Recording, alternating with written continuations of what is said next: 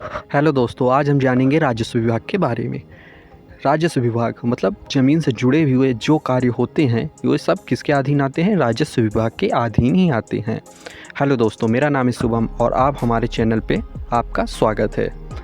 तो वीडियो को बिना देरी करते हुए आज हम राजस्व विभाग के बारे में समझेंगे। इसमें कौन कौन से अधिकारी होते हैं, इनके कार्य क्या क्या होते हैं, आज सारी जानकारी राजस्व विभाग के बारे में हम जानेंगे। हम क्रमशः जानेंगे कि इसमें अधिकारी छोटे से बड़े के प्रारूप में कैसे होते हैं। तो चलिए वीडियो को आगे बढ़ते हैं। अगर ज़मीन से रिलेटेड कोई भी मुकदमा हो तो ये सब किसके अधीन आता है? राजस्व विभाग के। जैसे कोई भी हम खेत वगैरह गांव में कोई भी कुछ ले रहे हैं या फिर कुछ नाप वगैरह अपने खेत पर करवाना है, चौहद्दी करवाना है, मेड़बंदी करवाना है, ये सब किसके अधीन आता है? राजस्व विभाग के।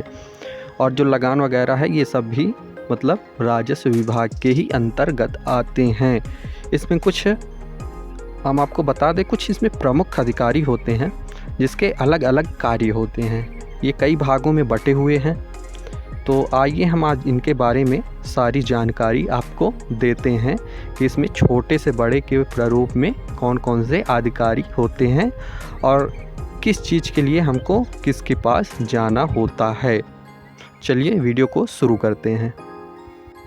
देखिए, इसमें जो सबसे छोटा अधिकारी होता है वो होता है लेखपाल।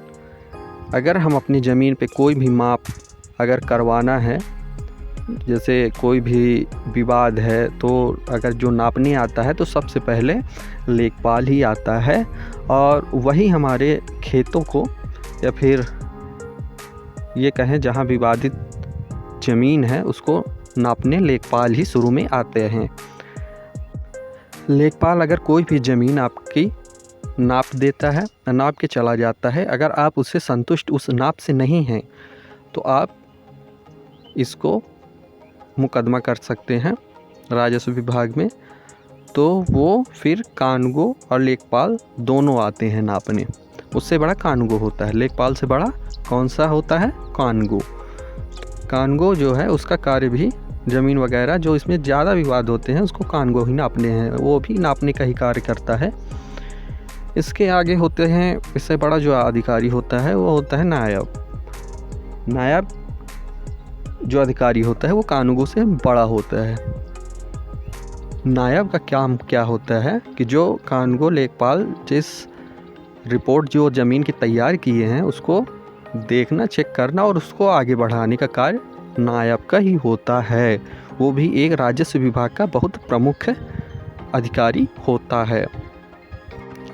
नायब से आगे कौन होता है? देखो, नायब से आगे होता है तहसीलदार।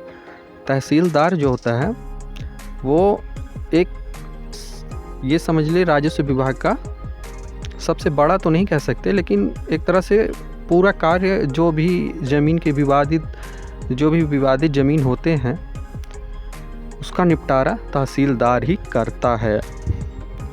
तो एक तरह से वो जज के रूप में ही होते हैं, लेकिन उसको जज नहीं कहेंगे, लेकिन ये समझ लीजिए कि उसका निपटारा तहसीलदार ही करते हैं। अगर कोई भी विवाद है आपकी ज़मीन पे, कोई भी मुकदमा चल रहा है, तो अगर यहाँ तक कि जो धारा 24 वगैरह भी होती हैं तो सब का निपटारा ज़मीन से रिलेटेड सारी जो होती हैं मुकदमा, उसका सारे निपटारा तहसीलदार ही करता है। इससे आगे होते हैं एसडीएम होता है, लेकिन एसडीएम के पास जब इससे अगर आप ऊपर अपील करेंगे तभी एसडीएम के पास कार्य जाता है या फिर आपका मुकदमा एसडीएम के पास जाता है। लेकिन राजस्व विभाग का ये मान लीजिए सबसे बड़ा अधिकारी तहसीलदार ही होता है। ठीक है दोस्तों, एसडीएम होता है लेकिन एसडीएम के अंडर में कई सारे कार्य आ जाते हैं। वो तहसील का मतलब एसडीएम पूरा कार्य देखता है, हर एक तरह से जो भी कार्य होते हैं, जैसे पुलिस विभाग वगैरह वगैरह,